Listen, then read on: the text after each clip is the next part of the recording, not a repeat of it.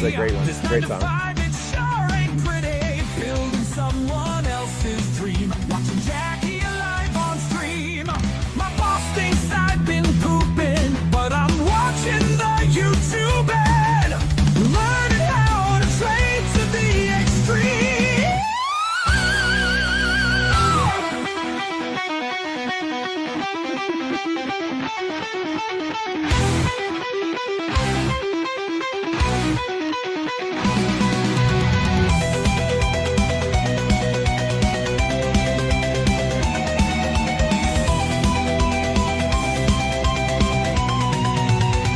Okay. All right. Let's organize that. What was that? That's from Jackie Latit's stream because GME is doing great today. So that's exciting. Okay, got that there. We can get to that in a second. Okay, actually, let's make that a little smaller. All righty. Welcome to the Frog Dog on the log like a baby log dog and a baby wow. What's going on, man? Hey, man, how's it going? Oh, good. Good. How about you? Good. Doing it'll be my second day in a row of doing well day trading. Okay. I've got about a 60%. It's in between 60 and 70. It's probably 65% or so win-loss ratio, which sounds great, which honestly sounds great, right? But it means it does. You're winning 6 days and losing 4. Yeah. So it's tough or I am now less disappointed on the days that I lose because I know now I have enough experience. It's like, yeah, I lost a little today, you know? Yeah. Instead of feeling like every single day you should be able to win.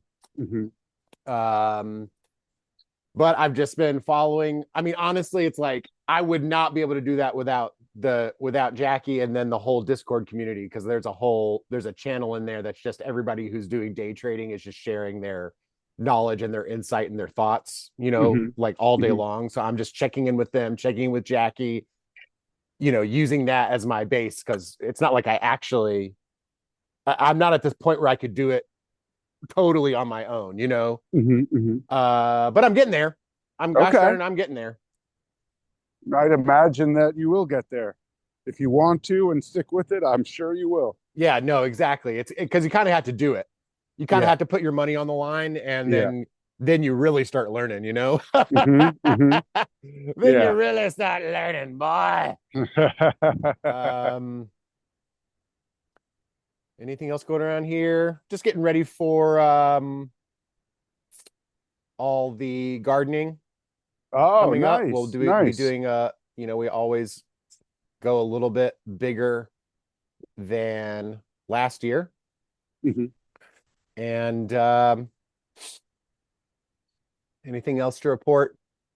Me, ma, moo, ma, me, ma, ma, ma, moo, ma. Kittens are doing well. They'll probably run through at some point. Nice. Yeah, Rachel Emery, good. Music stuff as always. Yeah, I've been really freaking busy. Holy babies. So anyway, how about you? Got anything? Yeah, I went away with my brothers and their families this past weekend. We just Airbnb'd like a house in like the Catskills, and yeah, it was a great time, you know. It was yeah, great time. And then I got 2 of my friends from like elementary school who just like their 50th birthdays this weekend. So it's like Friday night is one's 50th birthday party, and the Saturday night is another one. And like the Friday night, we're all going out to eat, like a big group of like 10 or 15 of us. And then to Hillstones? They booked something at like Smith and Walensky. But Hillstones wouldn't have been able to seat all of us. Okay, got you. Yeah. Uh-huh. Whereas I think at this place they got a reservation well in advance, and it's going to be like 10 to 15 of us or something Damn. like that. Uh-huh. And then on Saturday night though, it's like one of my best friends from childhood. It's his 50th birthday, EJ, and Sure. he has like over 100 people coming to this. Oh God, no, thank you, bro. It does not sound fun to me, like just personally. But yeah, I know some people get really, really into birthdays and birthday parties and stuff. Yeah, understood. Well, it's more that it's the 50th, Sure, so sure. it's a big one. Like if it was like 49, he'd be like, whatever. Oh, okay. But 50th, I'm excited about it actually, because I'm just going to see a lot of people I haven't seen in a while. Mm-hmm. It'll be great. It's weird though. I get a little social anxiety just due to how I see the world in contrast to how they see the world. Yeah, bro, you're like you gotta you can talk about the weather, sports, your kids, and maybe if you've been seeing a cool show like on Netflix or something. Exactly. Like that. Exactly. That's about it. You probably can't bring up much YouTube shit. Well, which honestly is part of why I wanted to do a podcast in the first place, is because no one else, like most people in my life at this point, they're like, all right, we don't want to hear it anymore. We're tired of you being right. Yeah. We just want to think that everything is Trump's fault and everything good in the world is because of the Democrats, and and anyone who says differently is a Trumper. And it's funny because it's like, to me, I love to talk about this shit. If nothing else, just because it's so fascinating. Of course, it's the actual so world in front of us. It's the actual universe in front of us. It's like watching birds sing. It's like, that's cool, Yeah, and if you talk to a normie, whether they're a Republican or a Democrat,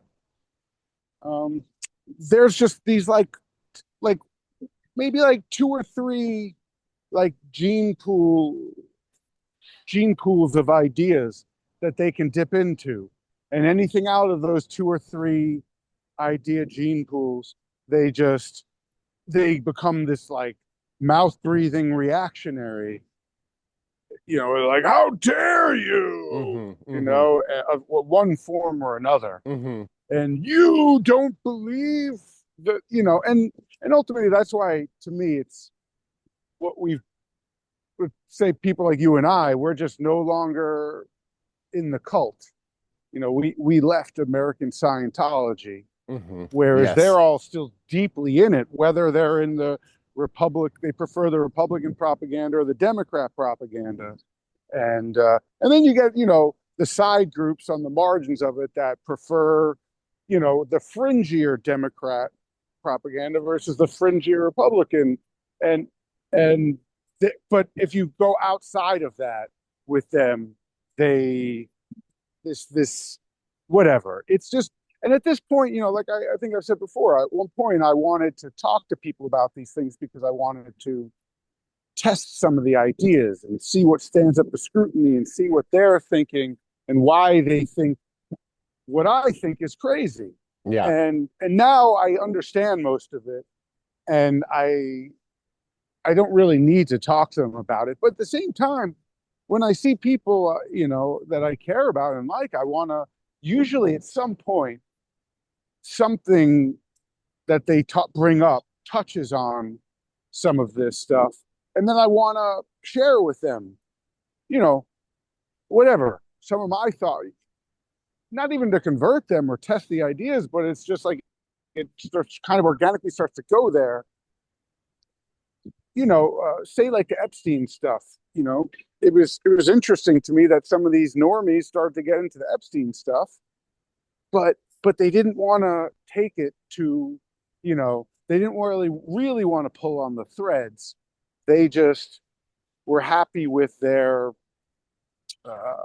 influencers that they were happened upon, and either they're Republican or Democrat propagandists that talk about it in a limited hangout kind of way. Yes. And yeah, so it's and so honestly, that's why I really want to do a podcast, and that's, doing it with you is pretty, as in many ways is as ideal as it is for me from a cathartic and therapeutic way, because I'm like longing to talk to people about these things and bounce these ideas and speak freely.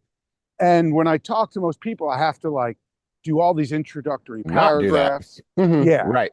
And I'm willing to do it, but it's just, I want to go deep into it.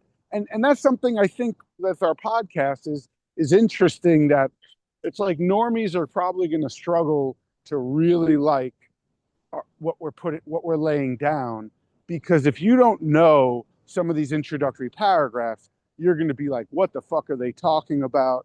Or thinking it's just crazy or so fringe that it's just like a waste of time. Yeah.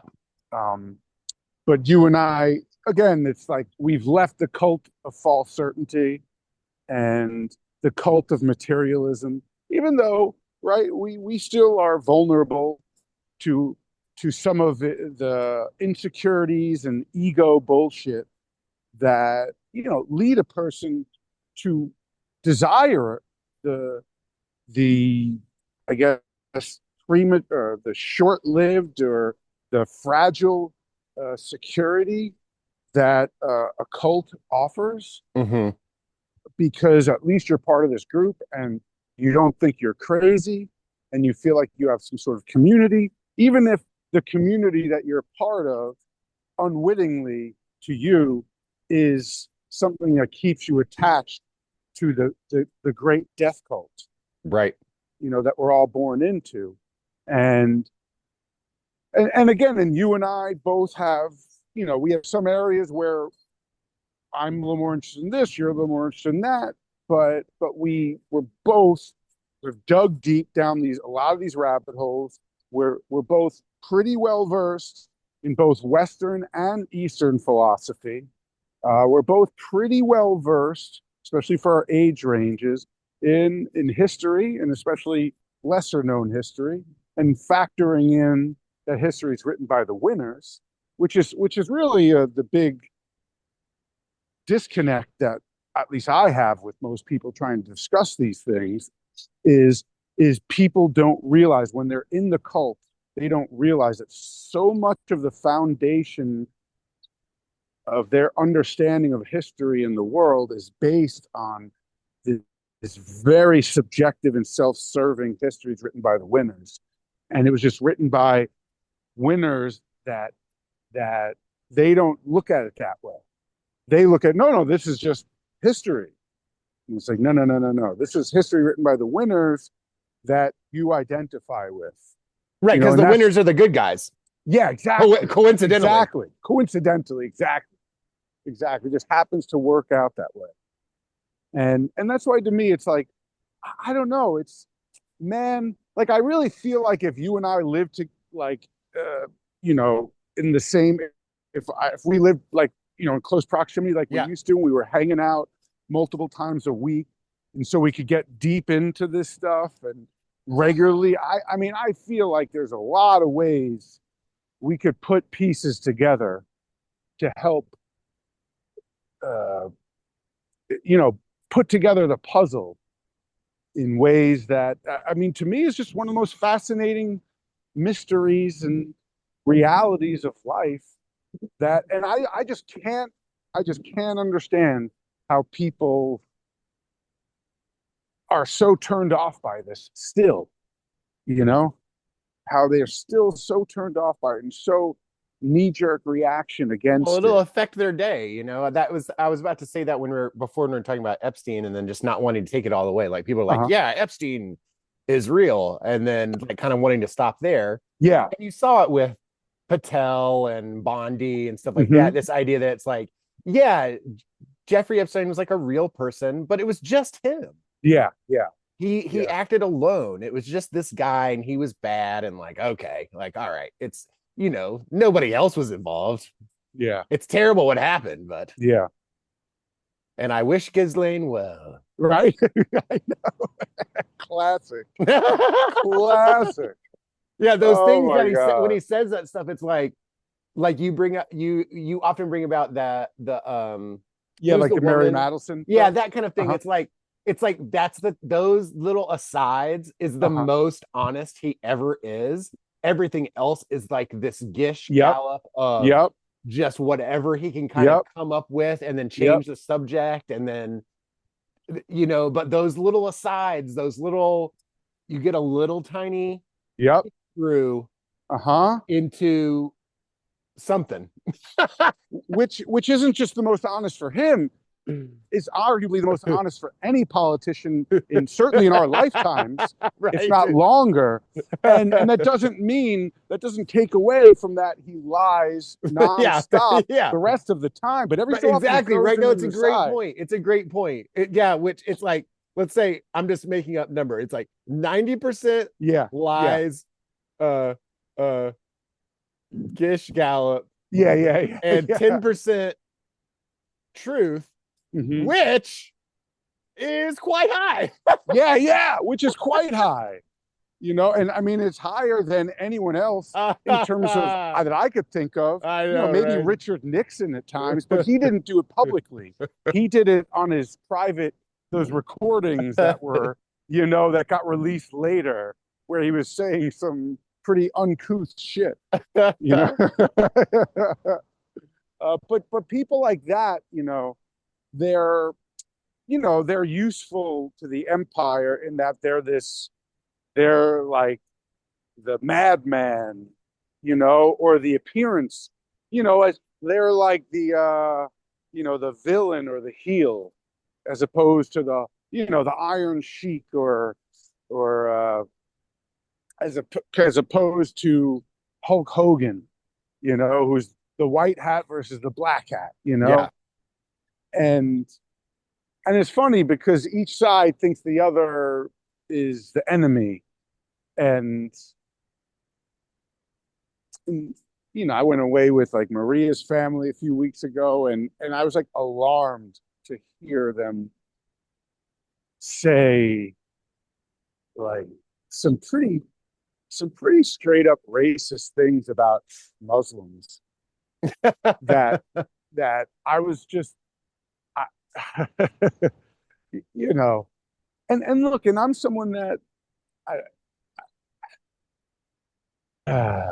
these things, that's why it's like when you try to talk about any racial or ethnic or religious grouping, it's just you have to tread lightly, and it's like walking on eggshells because if you don't dot every I and cross every T, you're gonna, you can get clipped. They can some make a clip out of it. There's that one little fucking I you didn't dot or T you didn't cross, and but they just said some things that was, like for example, we were walking by some shop that was playing Cat Stevens, and the brother was like, "Oh, well, he's a terrorist now," with like no sense of irony. He changed his name to Right. like a Sure. Muslim Sure. name, Sure. but it's like, so to that, like, because he's Muslim, he's a terrorist, and and they view my stance on Israel as in a similar way. Even though I'm Jewish, so they can't just call me an anti-Semite, but they're like, Josh is clearly, whatever, uh, irrationally biased against them. It's like, no, I'm actually really not. If they weren't part of the grouping I was born into or identify with it, I would have, I don't know, I would have no problem speaking even more openly and more frankly Mm-hmm. about it. Mm-hmm. But because of the circumstances and how it's that's the like some of the original woke, and that's why to me it's like it's so and it was pretty obvious to me as woke was the volume of woke was getting ratcheted up more and more to the volume of 11 that I was like at some point I don't know, at some point I was like, this just reminds me so much of Israel because it's you weaponizing legitimate racism and bigotry and having that become a justification for doing terrible things to other people who had nothing to do with anything. And you collectively punish a whole group of people just because of their race or religion or ethnicity.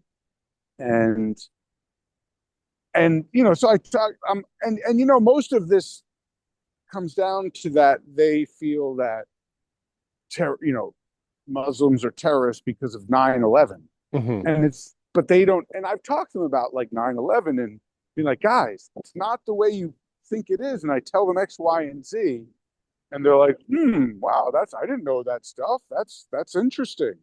That's weird. But then like it's like talking to my dad. And the next time I talk to my dad, it's like, they're back to the same position. Exactly. When I had up this interesting post I got from Reddit, which was back from 2024, but it's an interview with Gordon Duff and a military veteran whistleblower. And he's from like Veterans Today or something? Yeah. And it was just these 5 points that were kind of interesting. Forged, it traces down the forged documents for the 9 Saudis. Okay. The idea of the art students and maintenance personnel planting explosives inside, that there's a group that was set up to film the attack hours in advance. Apparently, this is something I hadn't heard. They set up radio jammers so first responders could not communicate with Rescue Command Center. Interesting. And they used the private jet of Jeffrey Epstein to transport explosives to Teterboro Airport, and then recently I learned who owns Jeffrey Epstein's plane? Trump. What? What? Oh my God. That's great. Oh my God. Isn't that great? That is great. It's so that good. Is awesome. Oh my God. Did you see, the UK has like a version of SNL now? Yes, I did. And they had a great skit that went viral about Melania. Okay. A spoof on her press conference. Okay. Where it's like just some people in their backyard, just hanging out. Yeah. You're having a barbecue. Like, by the way, I don't know this person. They're like, what? We're not even talking about that or something. Yeah, exactly. Of course. They're saying like, what's something you've never done? And they're all going around. And then all of a sudden Melania comes out of the bushes. It's like, one thing I have never done is be with Jeffrey Epstein. And it's like, what? Who are you? And she's like, it's Melania. She's like, I just wanted to let you all know randomly that I've never known Jeffrey Epstein. Yeah. And they're like, this is weird. It was pretty funny spoof. Yeah, I've got the Department of Justice EFTA 000907773.pdf. There's the Paolo Zampoli, who worked with ID models, had contact with an agent. While in New York, Redacted lived in a model's apartment because she did not have the funds to pay for her own apartment. The apartment accommodated 10 people and was located on the same street as the modeling agency on Varick Street. Redacted had an affair with the agent. Zampoli was trying to buy elite models with Epstein. Epstein introduced Melania Trump to Donald Trump. Okay. Then let's see. Thought I had one more in here. No, that's all the people disappearing. No.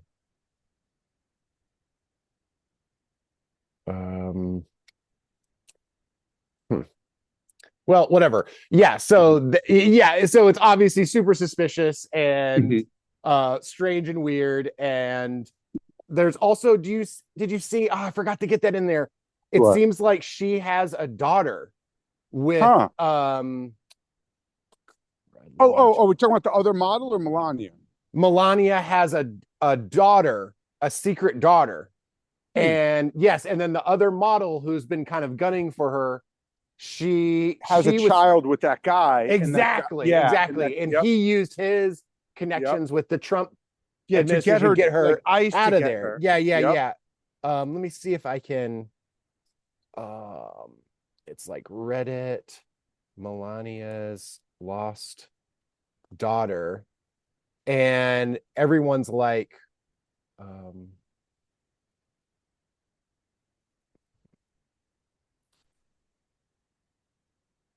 is it Melania Trump? Because it was the last name was Nos. What was her original name? Do Yeah, you remember? something like I forgot the name, but I think what you just said Nos or rings something. a bell. Whatever, it's not important. Um, Oh, but for your yeah, I was search. hoping I could find. Okay. Brina Knaus. Here we go. Okay. And boy, does she look like. Melania, huh? Yeah, and so people are trying to track down when, if she did have a child, when would it have been? And it seems like it's kind of like clear it would have had to happen when she was underage.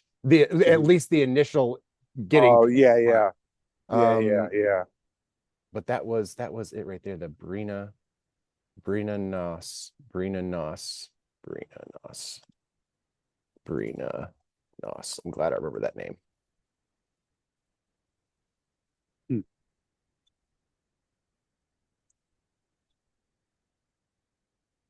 Wow, they're really hiding this, huh? It's interesting. Well, Yeah, here we because go. Here I we go. mean, I got the yeah, picture. I okay. got the You got it? picture. Okay. Yeah, the picture's up. So that uh and that's Melania's original last name. Hmm. Hmm.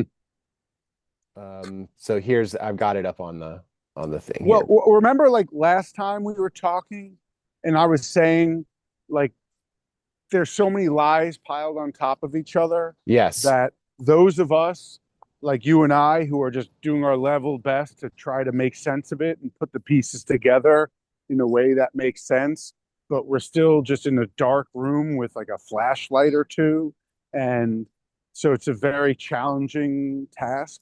And so when we put together some sort of puzzle or mosaic that it's an attempt by us, honestly, and in good faith, to try to make sense of it. But it's still so many lies on piled on top of each other that it's oftentimes hard to really, as an outsider, uh, make it the the the the puzzle, the picture of the puzzle, make perfect sense. A lot of times, it might be a cover up of a cover up of a cover up that, and we're touching on one of the layers but not necessarily the foundation or root layer.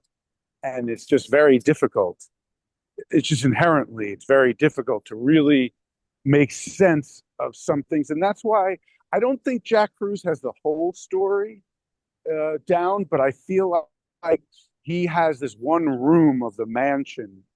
If we can Yeah, I think compare the he's mapped out. I think he's mapped out yeah, one of the he's rooms. mapped out this one of the rooms Yeah. really damn well in a way that's in some ways better and more detailed than anyone else I can really think of. And there's some others like, Whitney Webb and Catherine Austin Fitts and whatever. There's some others that I think do a good job of helping to make sense of it. But and I'm not saying Jack Kruse understands all of it, but I think he has there's something that he's caught a tiger by the toe, and and to his credit, he's not going to let that shit go.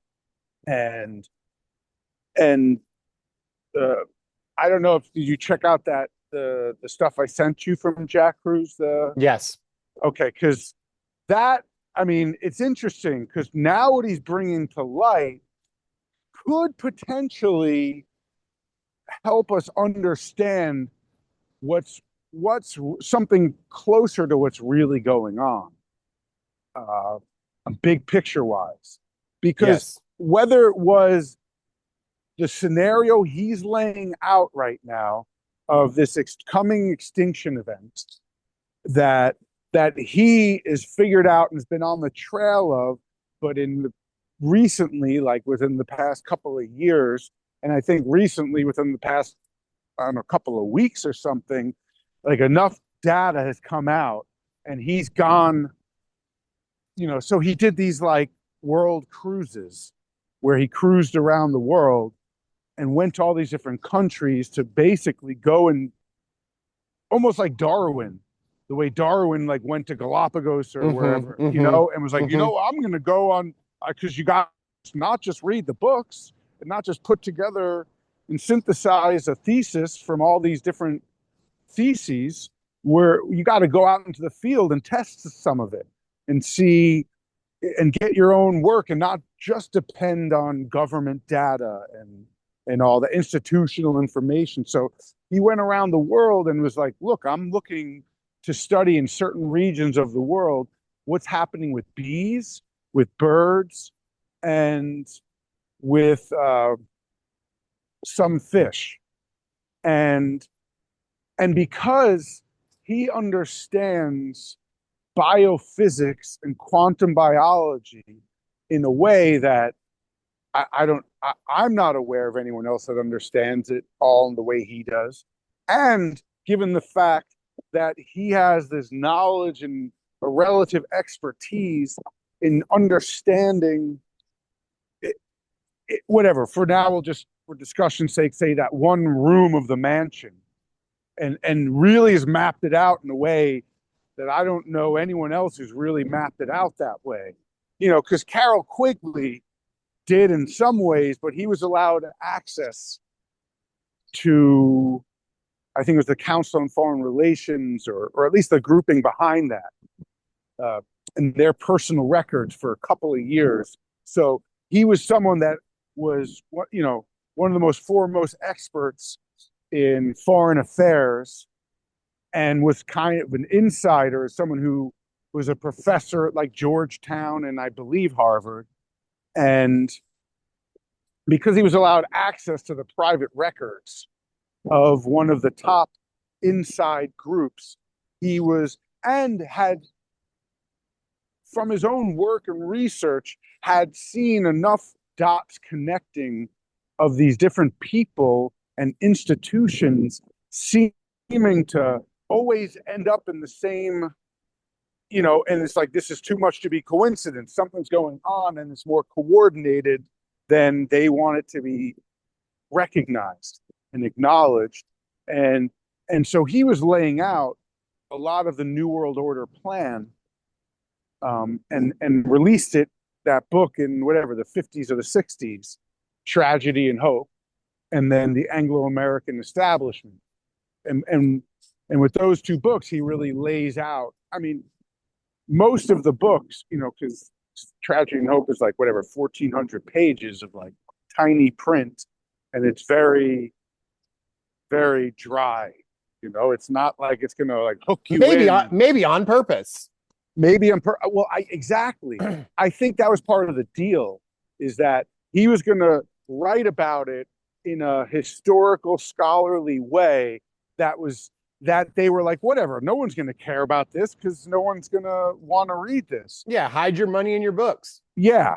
And then when the 60s counterculture came around, they started getting, and this is interesting, again, just like something like Epstein or Israel, it starts uniting the far left and the far right, in that, you get a lot of the counterculture from the hippie and Beat generation and post Beat generation from the left, and then you get the John Birch from the right that start digging his work and are going like, wait a second, this guy's laying it all out, and this guy's saying some of the quiet parts out loud, and he's someone that isn't just some crazy kook.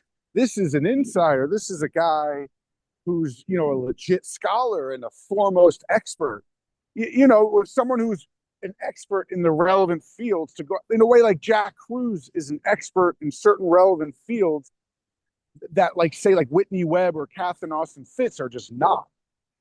And No, they're experts in other areas, but they're not Right. some. You get what I'm saying. Yeah.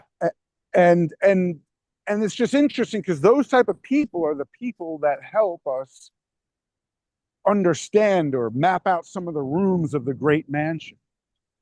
And so when he's talking about this extinction event, and he's going around the world, and he's been picking up on this data for a long time, and now he's like, or in the past couple of years, he basically said, you know what, fuck it, I'm going to go around the world, and I'm going to go to all these places and firsthand test some of these hypotheses I have, and if some of these things are right, then we should be noticing something with the bees, the birds, and some of the aquatic life. And he goes around the world and he starts, for himself and his own, finding out that this stuff is starting to corroborate his hypothesis. And then he's like, all right. And then new data comes out that basically saying, and I'll butcher the hell out of this, but whatever, that in the past 20 years, this drastic changes happened.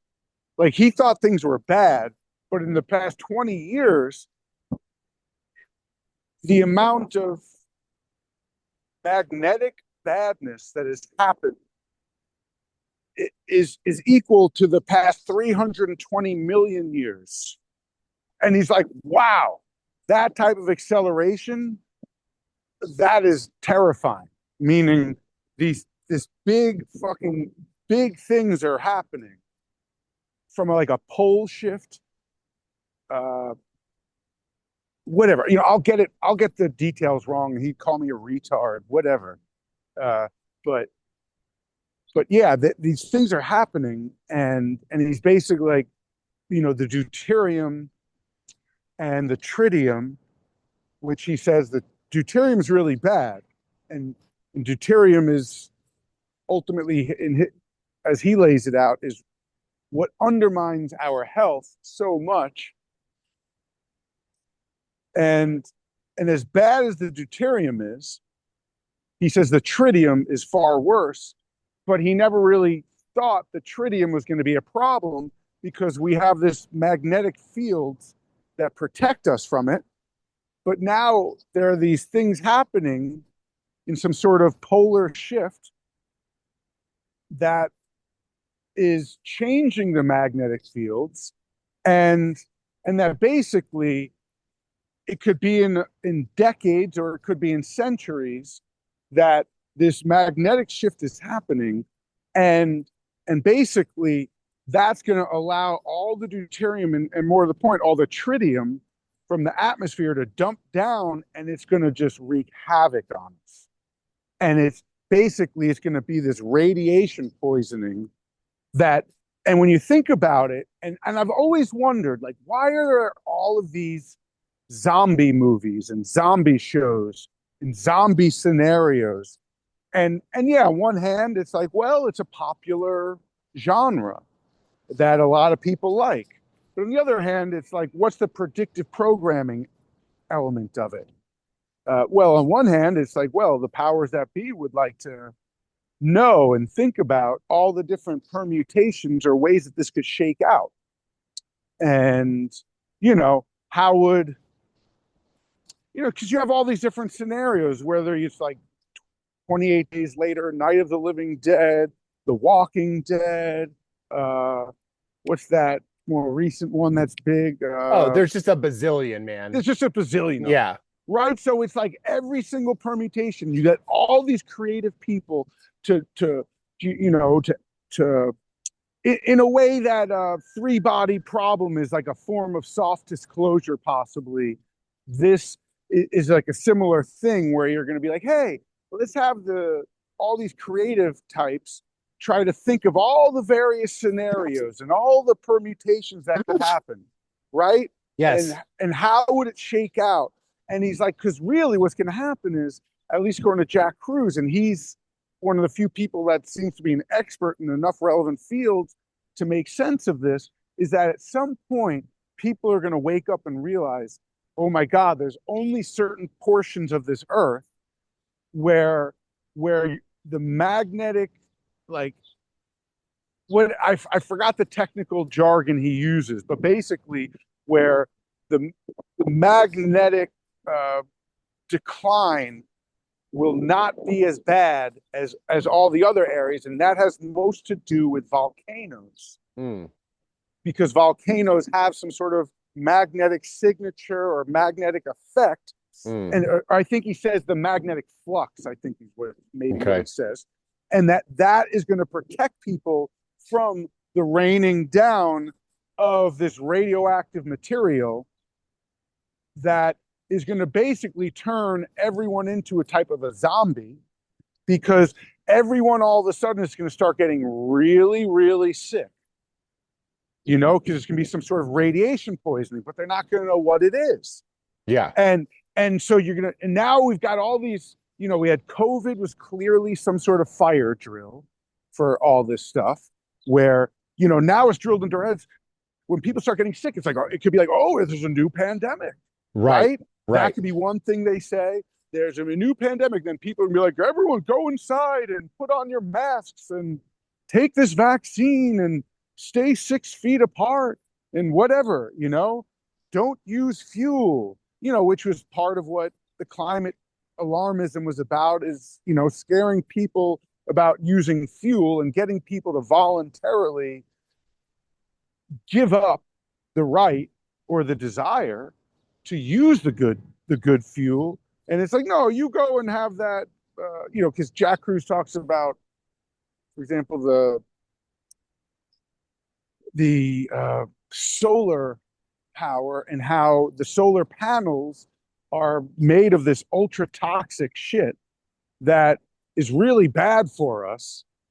All these things that it's like, yeah, you can have that shit that's gonna sicken you and kill you and all that jazz, and people are gonna not know what to do. They're gonna think it's a pandemic. They're gonna think it's climate change.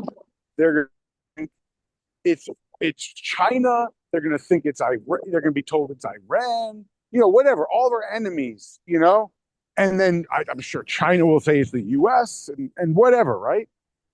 And everyone. And that's why that thing from Corbett that I sent you like a week ago about all the governments of the world, and some of us get caught up in whatever, that we're rooting for Iran because we think that what our empire does is so disgusting, and we're like, well, if our leaders aren't going to do anything about the Epstein class, at least Iran is, and Iran is, playing into this with some of their well-designed Lego videos and stuff like that, saying we're trying to take down the Epstein class, and maybe on some level they are, because they know that that's their enemy. But a lot of these at the tippy top, there is weird stuff like Maduro being potentially CIA or British intelligence. That's why, again, the bigger picture is like, say with 9/11, we got told it was just Osama bin Laden and we got to go and invade Afghanistan. And then we got to invade Iraq. And even though there wasn't really a link there, they just had to make it appear like there was and manufacture consent to go and do that. But all of this shit is just empire games where, and then the limited hangout on 9/11 seems to be, even though they're clearly a part of it, Saudi Arabia, right? Where you have those 28 pages later, and everyone's like, oh, clear, like my dad, well, if I talk about 9/11, he loves to go to about Saudi Arabia because that's his enemy, Okay. because he has to protect Israel in his mind, Mm-hmm. And so he's like, it's all Saudi Arabia. And it's like, look, I'm not saying, like, Saudi Arabia is clearly a part of this, but it seems like a lot of 9/11 was farmed out to Israel. Yeah. And if you farm it out that way, it's going to be really hard to get concrete, conclusive evidence and proof that can persuade the people that, are 100% certain that anyone saying Israel had anything to do with it is just an anti-Semite. It's like, good luck changing their mind. So if you farm it out to all these different places, it's just the art of war. It's just the art of war. When you're many, pretend to be few, and vice versa. And so if you do these operations and you farm out aspects of the operations to different countries, then it's going to be really hard to do a conclusive investigation. Well, and that's what we did with advanced tech. Exactly. Absolutely right. It's compartmentalization. Exactly. And he talks about how the Manhattan Project and the siloing of science was, began with the Manhattan Project, and which links up with what Bucky Fuller talked about with the Manhattan Project, and how during World War II and after World War II, basically how Wall Street just bought out all of the scientific minds and talent in America.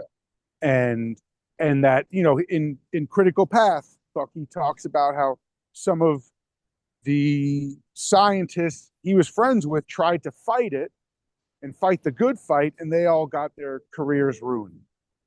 And that's why part of what you have to do, say like someone like Jack Kruse, that validates him to me, is that he has really deeply studied and understood so many of the most canceled scientists, mm-hmm.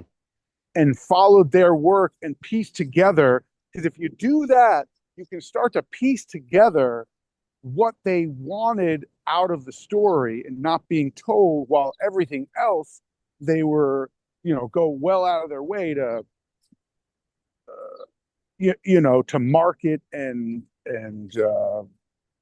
let everybody know about all these other achievements and advancements, but excluding all these other ones. And that's part of it, comes back to the lies all piled on top of each other, that it's just so hard unless you're an expert in one of those fields. And that's why for me, it was like, once I went so deep into the Smedley Butler thing, it just gave me this foot in the door to understanding things on a deeper level than prior to that. I was just reading like whatever, Jim Marrs and David Icke, and which is fine, but everyone has to do their own journey of that.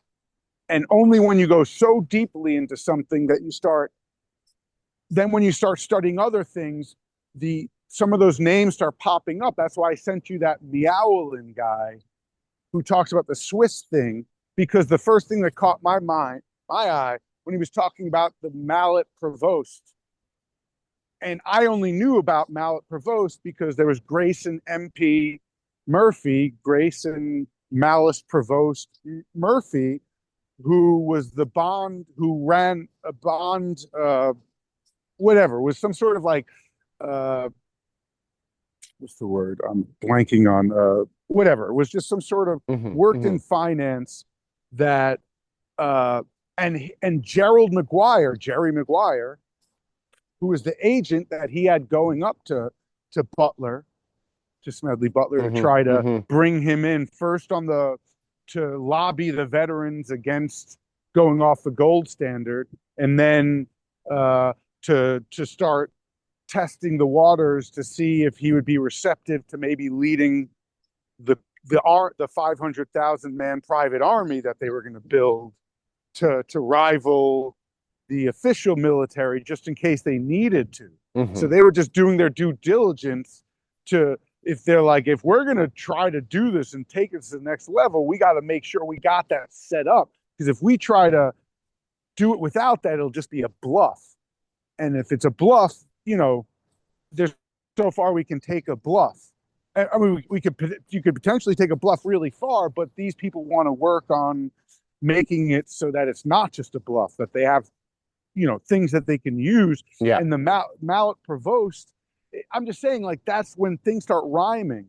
It's like, ooh, and only when you have deep knowledge about something that things start popping up, and it's like, oh, there's more to this story, and this starts connecting.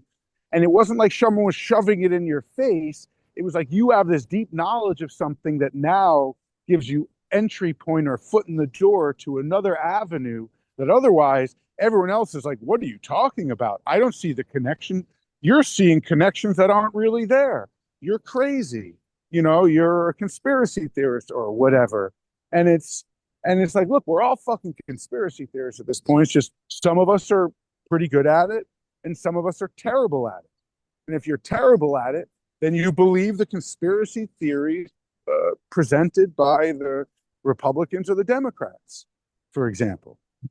And you just stay with that and you never question past that. And that's why someone like myself, it's really hard to, communicate deeply with a lot of these people. And that's why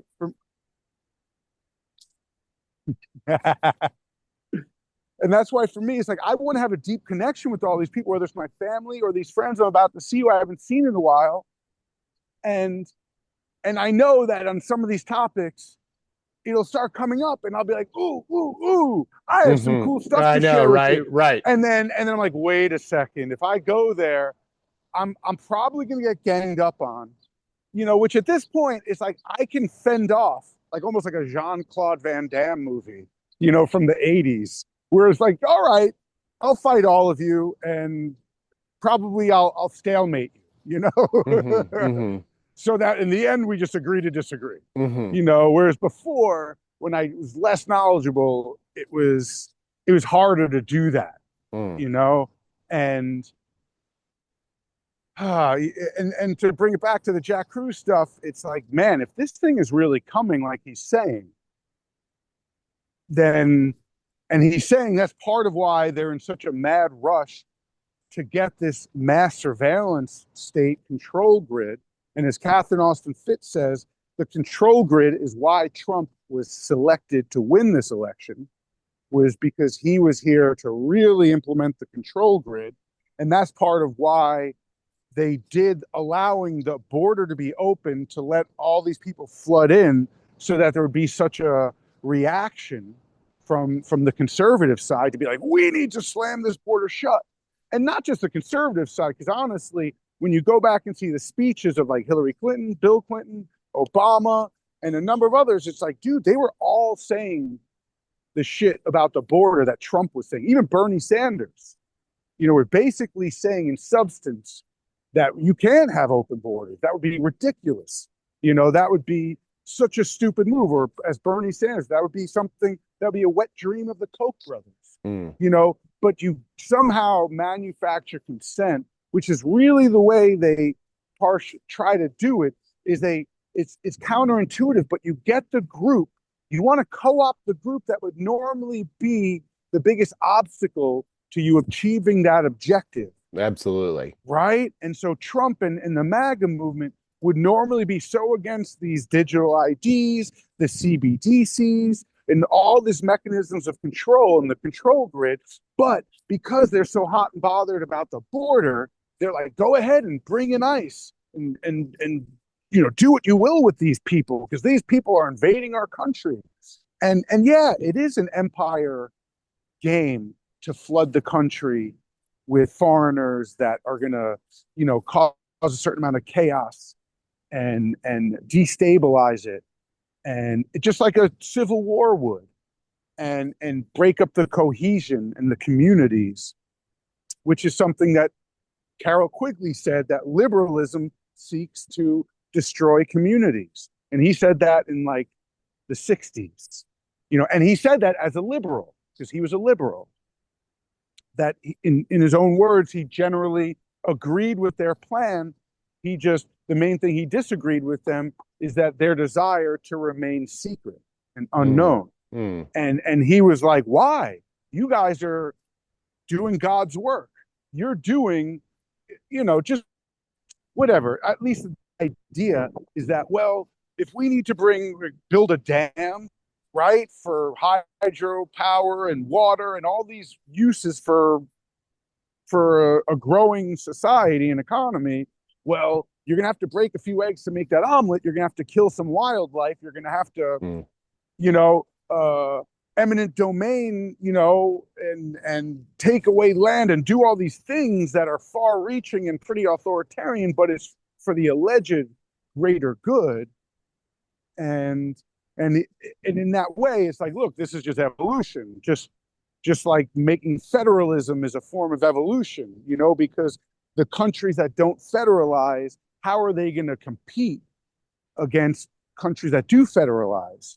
That, country that does become a one giant cohesive unit, that when it's time for war, for example, they can field an army, compared to if we're 50 different states that, let's say 30 of the states say, fuck it, we're not entering this war. And you know what I'm saying?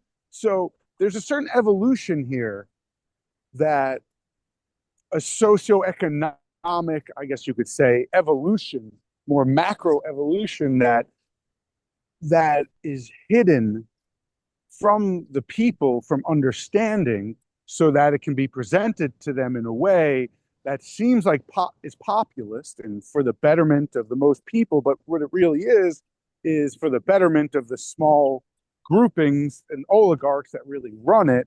And so, yeah, of course, they want to do X, Y, and Z, and then not have their kids live near it, or not have their kids get drafted into the military and so on.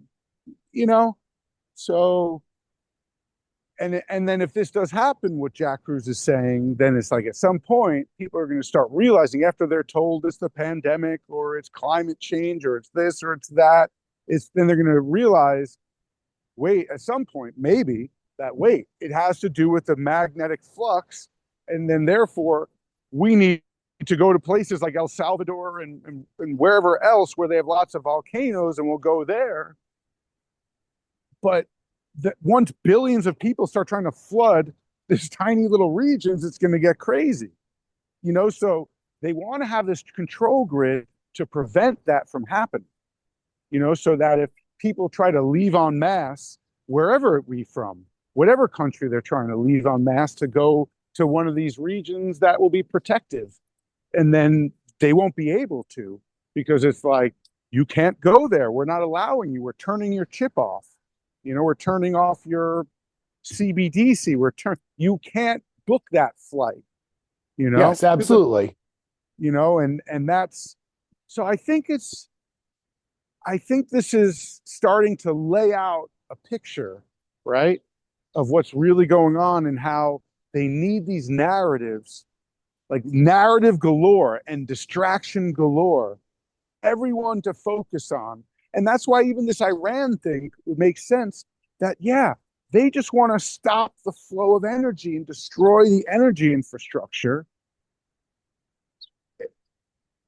So only they can press the button and open it, or press the button and close it when they want, and get rid of all the holdouts. So, and all the Putin and the Xi and the Iran that everyone's rooting for, like Corbett says, or like basically like Simon Dixon says, is like, all these people are they're all just negotiating for a better seat at the table. There isn't really a war. It's just negotiations for better seats at the table. Mm-hmm.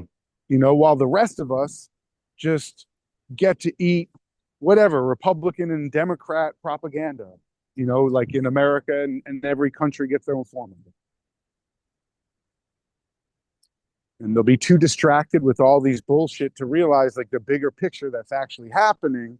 Not saying that this is definitely the big picture thing that is, but he's saying, according to him, he's basically saying they know about this. The real powers that be, they know about this. They know this is coming. And that's what they're preparing for. And that's why they're building all these bunkers and all this shit,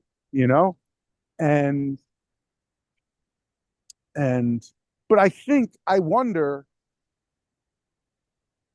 there is probably certain type of an echo chamber thing, or how he said, when he said it was like one of the biggest fucking mistakes that humanity ever did, was allowing these power groups to silo science during the Manhattan Project, and put all of that ability to put together large scale scientific inquiries and endeavors all into the hands of this small group, so that you can't do it without that small group now. So everything, they have that button to turn it on or turn it off. And what someone like Bucky Fuller was like, I'm done with this shit. I'm not trying to play this game anymore. I just want to do things to help. That's why he was like, hey, we could house and clothe and feed pretty much all of humanity in Texas, right? Right, exactly right, correct. Right? And he's like, but people, if they understood that, they'd be like, oh. There isn't a lack of resources. Yeah, exactly. The idea is that there's not enough. Yes. Right. Yes. But and then we take the credit for all the stuff that does exist, even though that's actually because of the sun's energy being that everything is the sun's energy, essentially. Yep, that's right. Exactly. And that countries and people and places are saying, no, this is mine, Yeah. Divide and conquer. Well, and the what's it called? Yeah, that idea of an extinction event or a known date of something that's going to happen in the future, which would seem to imply that you have. Now, if you're just going off probability and you're saying, look, every 10,000 years, there's an extinction event or something like that. Okay, cool. All right. Yeah. But it also seems to imply that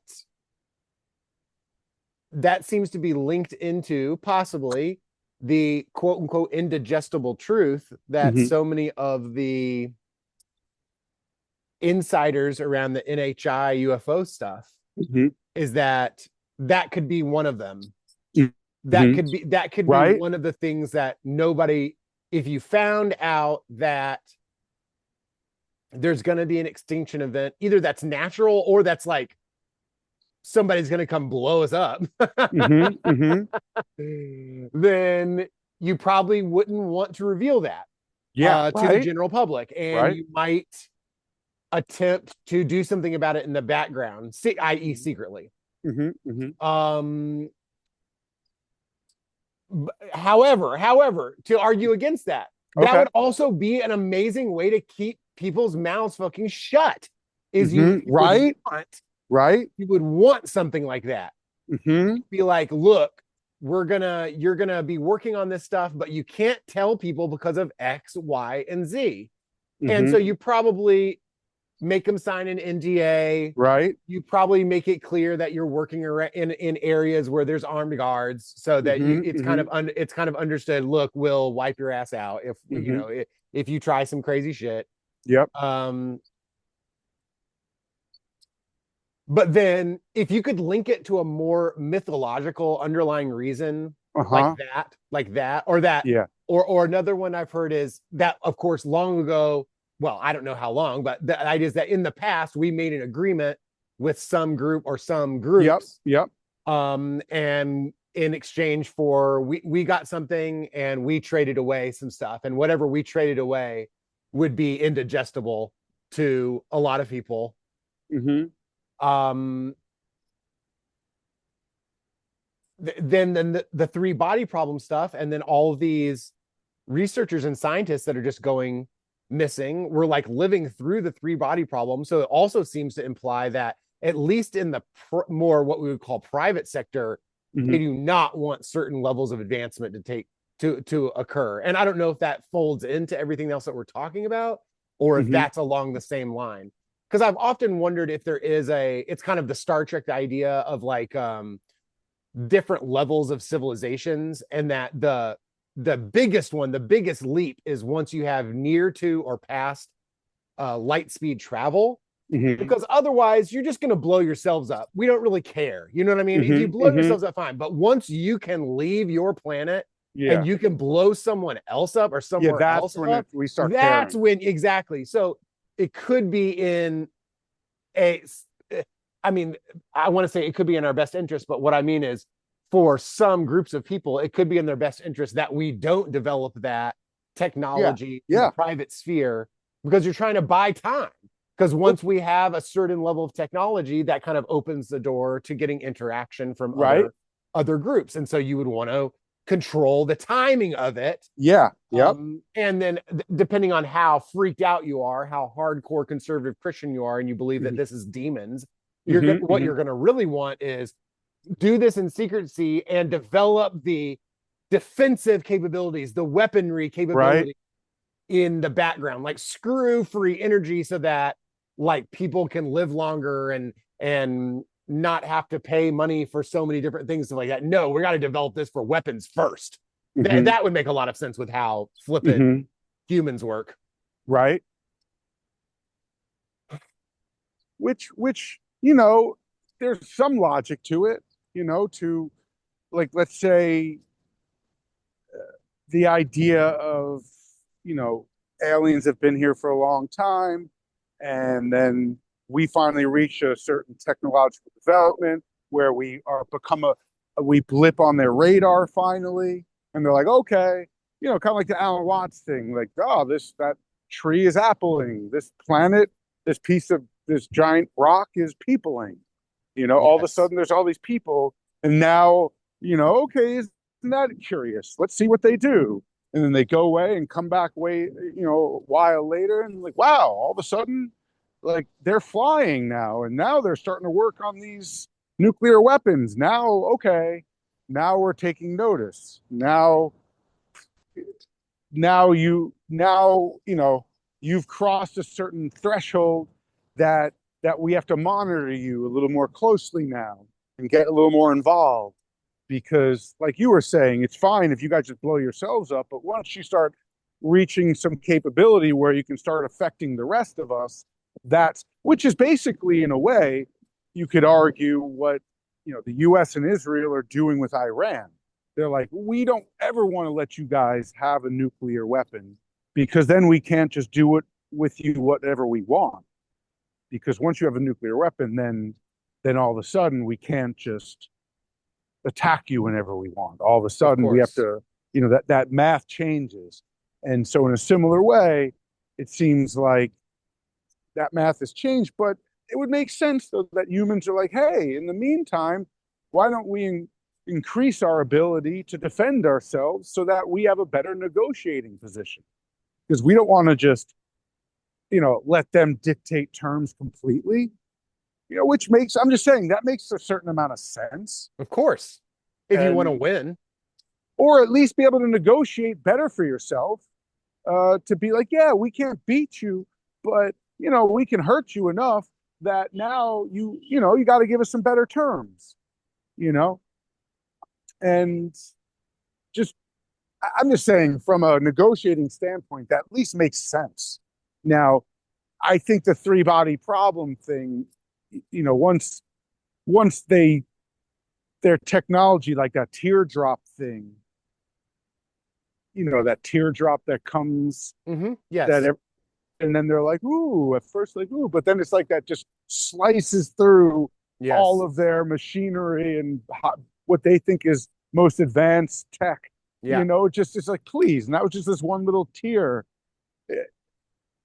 You know, but then, you know, like, but we're seeing right now with America and Israel attacking Iran, and us using, you know, we have these giant aircraft carriers and trillions of dollars into this shit, and then we're just fighting this country that has been, you know, economically sanctioned for almost 50 years now and prevented from getting X, Y, and Z. And we're using these missiles and rockets that cost a million or a couple of million a piece, and they're taking them out with these drones that cost 10 to 50,000. You know, it's like, how does this math work? It's like, well, it's like, well, this whole military industrial complex, we're seeing that it's so corrupt that, you know, it's like an illusion in a way. You know, even though we're the more technically advanced country in X, Y, and Z, it's like it's so corrupt that even though we're spending more money than like the next 10 countries combined or whatever, it's like our military is just this Stone Age military. You know, we're seeing how this shit, all these big aircraft carriers and all this shit is just not what it once was. It doesn't carry the weight it did in World War II or in the Cold War. And it's like we're just entering a new time where even these lesser developed countries that don't have the military budget, only a fraction of the military budget, they can stymie us, and we, you know, the U.S. is and Israel getting their ass kicked. Relative, they thought this was going to be over real soon, or at least that's what they convinced themselves. Right. And you know, it's weird. I guess we shouldn't underestimate how stupid people are when they're just in a little echo chamber and no one ever questions anything. And everyone just is like, of course we can do anything we want. We are all powerful and we are the best and they suck. You know, we'll destroy them so easily. And then it's like, how's that going, guys? And I mean, like, to bring it back to the Smedley Butler stuff, that shit used to work. It used to work. We used to go to all over the world and then just like do a little display of force, and then the other side would fold. Yeah. And, you know, I just watched that show Generation, you know, which was David Simon, you know, the guy from The Wire. And it's interesting to me to watch, you know, it's one of the first, you know, when the Marines go into Iraq in 2003, I think it was, and basically how they rolled up on these towns and places, and you know, it was just they just had to do a little show of force, and people just they couldn't resist it. You know, there were certain areas where it was harder, but there were a lot of areas they could just go to, and it was really easy. You know, and Smedley Butler, they would go to like Nicaragua, and they just say, hey, you know, our warship is over there, so you can't shoot in that direction. And so the people you want to overthrow, you just told them, you guys can't use guns. And if you use guns, we're going to get directly involved, and and you don't want that because we'll kill all of you. Yeah. And then so the people were like, well, what's the point? And then they took off their hat and they flipped their hat inside out, you know, letting everyone know that they're now on the side of that we wanted to win. And then it just melted apart. And, you know, and they were able to get away with that and do that shit. Or the way like the conquistadors would go and pretend to be gods, and then people and do a display of force, and then people would just, you know, submit, or at least so they say. Right. And but now it's like, guys, like the emperor's got no clothes now, or very scantily clad. Right. The emperor is scantily clad, and it's like, what can you guys do now? It's like you just given up your so much of the allure and the aura of invincibility that you once had, because now it's like, gee, you guys can't even take out Iran. Like 23 years ago, we just rolled into Iran, and you know, and even though that didn't maybe go quite as smoothly, or it rambled on for a while, this is not going well. You know, even though Trump keeps on declaring victory and how they have nothing, but yet we can't just do everything we want. You know, and now the world is seeing it, and that would, in my mind, would give way to the idea of a world government. You know, that's going to come in and step in and be like, you see, all of your shit doesn't work the way you thought it does. And in the only way that peace happens is if all of you submit to what we want. And if you all submit, then we can have peace. But as long as there are holdouts, there's going to be some war, and we're going to kill lots of people and blow lots of shit up until you guys finally submit to us and stop resisting. Yeah. Well, it's about time for me to call it. Okay. Awesome talking with you as always. Awesome stuff, I had some cool stuff up on the screen while you were talking in case you get a chance to watch back. Awesome. And I will will post it later on today. Great, man. Awesome talking. Wonderful talking with you. Great show today. Yeah, definitely, man. I'm going to stop recording now. Okay.